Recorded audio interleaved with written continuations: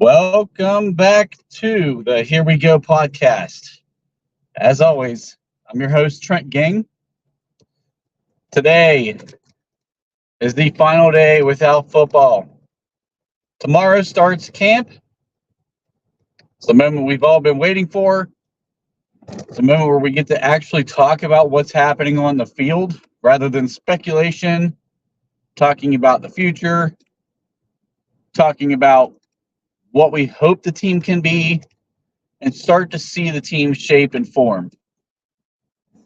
I've been very excited for this year and what this team is going to bring to the table. It's going to be quite interesting to see how all the moves that they've made so far in this offseason, through free agency, through the draft, undrafted free agents, see how they all fit together. This is the time where you kind of see what the team's vision is, what they're wanting to do this season. Now, the Pittsburgh Steelers have been pretty transparent. On offense, they're going to try to run the football. But it's not going to win just based on running the football. So they brought in a couple of quarterbacks. We're going to see how that competition plays out. Instead of talking about Justin Fields versus Russell Wilson, pole positions, quarterbacks of the future, we're going to see this thing play out on the field. Finally, I can't wait.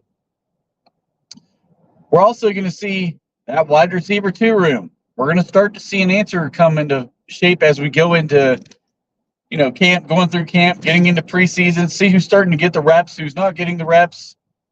The slot cornerback position is a big one.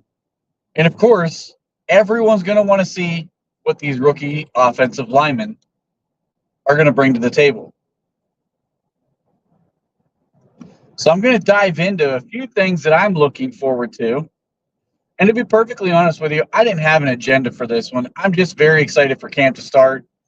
Unfortunately, tomorrow I have a 13-hour day at work of travel and work and this and that. So I'm going to be catching up very late, so I'm not going to have an episode out tomorrow. But I cannot wait to see these guys get back out there and then let this thing play out. And when we get pads on, man, that's when I really start getting excited.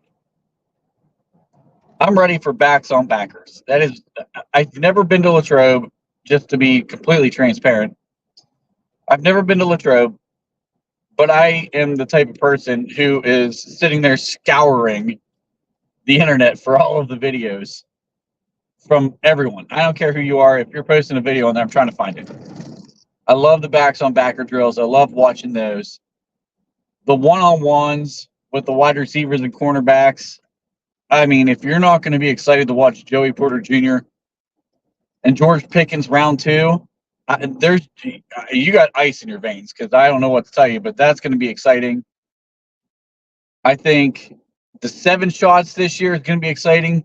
The defense won so many of them last year that I want to see with some of the pieces now with the 2 quarterbacks specifically, can they start winning these 7 shots?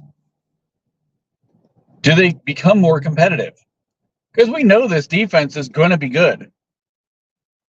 There's no doubt about that. If this defense stays healthy, they're going to be one of the top 3 defenses in the NFL this year. Can the offense score on this defense and keep pace? And if they do score, that's encouraging for fans, because I get it. Like, 7 shots are what they are. You have to get down to that part of the field before you could actually say, oh, we're going to put up a bunch of points this year. But if they're able to get down there and they're able to convert, well, that's something we weren't able to do last year. And if we can convert on this defense that was so stingy last year, that's got to be an encouraging sign. So that's something I'm looking forward to. I don't want the defense to win a majority of these things. I want the offense to start scoring. We're tired of field goals. Sorry, Boz. Love you, buddy. You're clutch. We never want to see you leave. But having said that, I'd love to see you kick a lot more extra points than field goals. I'm very excited to see some of the, I know a lot of people probably don't get excited for the depth competitions, but I think there's some really good ones to keep an eye on this year. I mean, defensive line is one that comes to mind right away. Just because, number one, I don't believe in any of these guys. And it could easily go from a position that we feel like could be a strength with Cameron Hayward, Keanu Benton specifically. But can somebody please get Larry Ogunjobi off the field? DeMarvin Leal, can you please live up to expectations? Isaiah Loudermilk, can you please live up to expectations? Like, I mean, these are two guys that they've got to put it all on the line this year. Do they do it, or do they fold under the pressure? That's intriguing to me. Because we have depth with Montravius Adams and Keanu Benton. So that nose tackle positions, it's locked up. But there's not a lot behind Cam, and there's not a lot behind Larry O. So I'm interested to see how this thing plays out. Does Dean Lowry become a guy who comes in here and solidifies one of those two backup spots? Had rough years in Minnesota, but hey, he's a veteran. He knows how to play the game. The Packers I'm pretty sure the Packers ran a 3-4 defense when he was there. So maybe getting back into a defense he's familiar with, maybe that plays to his favor. I don't know. I mean, I'm just interested to see how that goes. The cornerback room is going to be another one that I think everyone's going to be excited about that one. Everyone is going to be excited to see what Corey Trice can do with a full season, hopefully a full season.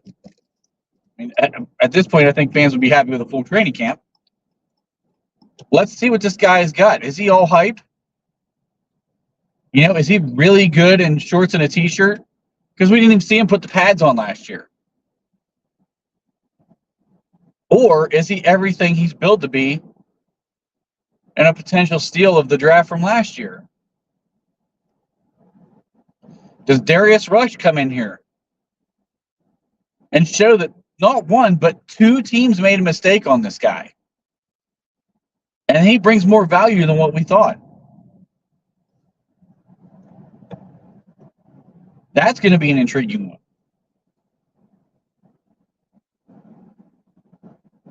What do the Steelers do with the slot cornerback position? Is it going to be a guy like Beanie Bishop? Do one of the veteran guys step up? Josiah Scott. Maybe he's the front runner at the moment. I don't know. Now, I heard some guys talking, and Alan Saunders was one of them, about the three-box safety, or the three safety look with one of the guys coming down into the box, probably Deshaun Elliott, and kind of fill in that slot role. Makes a ton of sense, especially on early rundowns, because Elliott's such a good tackler and plays well off of running situations, where Beanie's a little, I mean, not little, he is small. And he might get swallowed up a little bit by these bigger, pulling linemen or, tight ends, blocking tight ends, where Elliott's going to hold his own. So they kind of mix and match. It's going to be fun to see how some of these things play out. Does Darnell Washington bring any receiving value this year? Does he improve as a run blocker?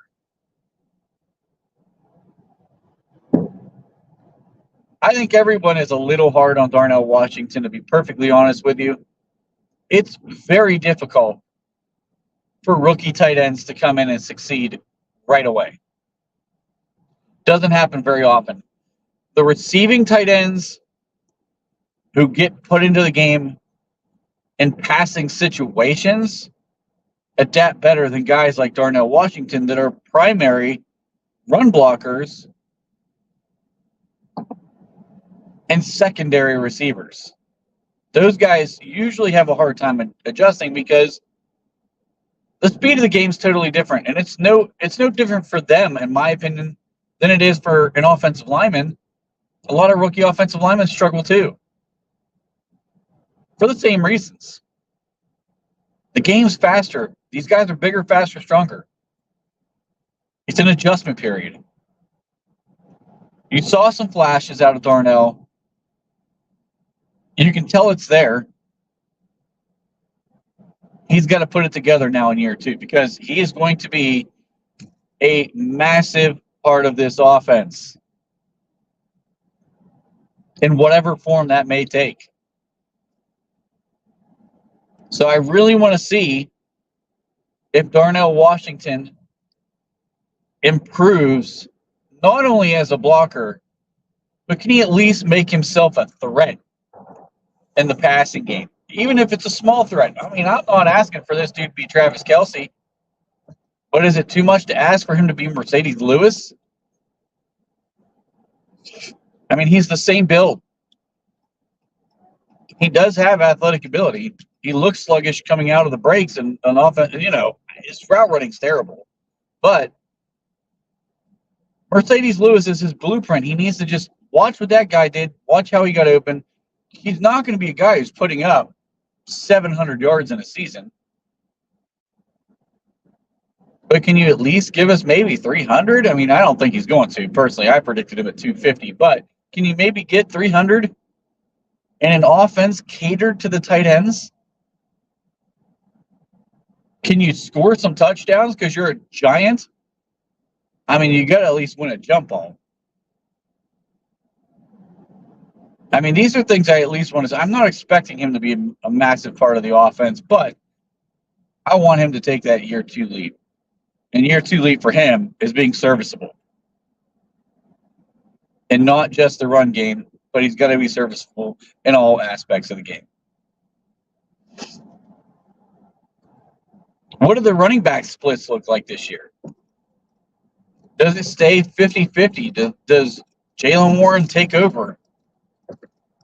Does Najee Harris fit better in this offense and show everybody that he should have gotten his 5th-year option? That's going to be a big storyline. What does Najee Harris look like on Hard Knocks? Listen, I think Pittsburgh's going to hide this dude at all costs from the cameras.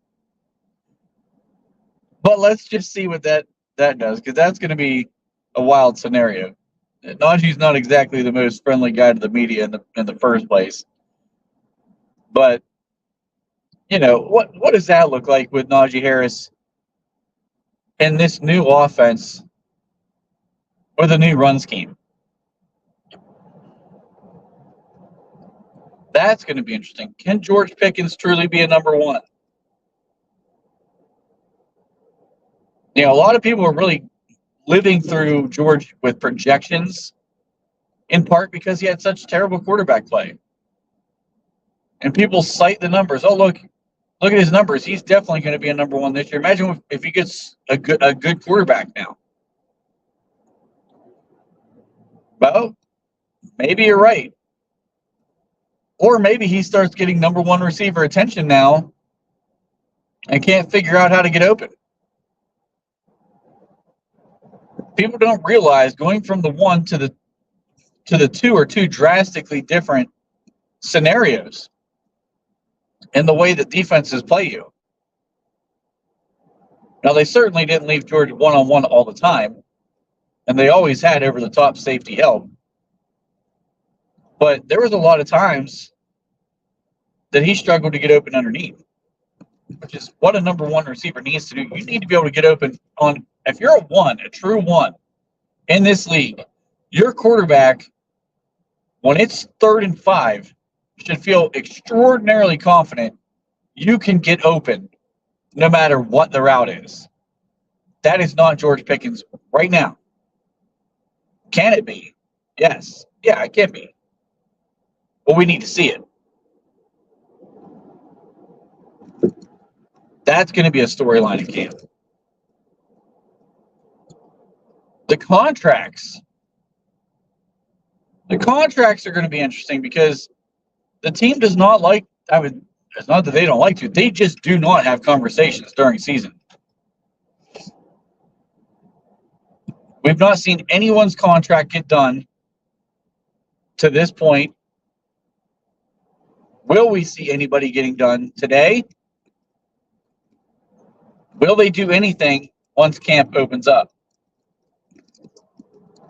You've got guys like Cam Hayward who's been looking for a contract. It doesn't sound like they're very close. You got Pat Freiermuth, who I think a lot of people thought would get done now. You've got guys like James Daniels, who the team basically said they're letting walk after the season, which is still just shocking to me. You've got Najee Harris, who the team has said they want to keep around. But why in the world would Najee sign for anything less than what his fifth-year option would be? Or why would the team sign him to anything at or above the fifth-year option? They already declined it. They had the opportunity to do that. Do they try to do anything with Jaylen Warren? You know, TJ Watt's contract is looming. Do we do anything with any contracts this year, or do we wait until after the season? I mean, obviously, the longer this thing drags out, it's looking more and more like we're waiting until after the season to get anything done. There are so many storylines going into camp this year, and so many things that are just going to be fun to watch